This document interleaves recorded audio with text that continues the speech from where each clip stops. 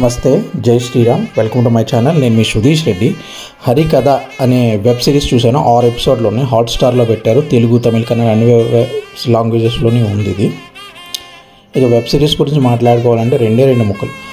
దైవే మనుష్య రూపేణ ధర్మ సంస్థాపనార్థాయ సంభవామి యుగే యుగే.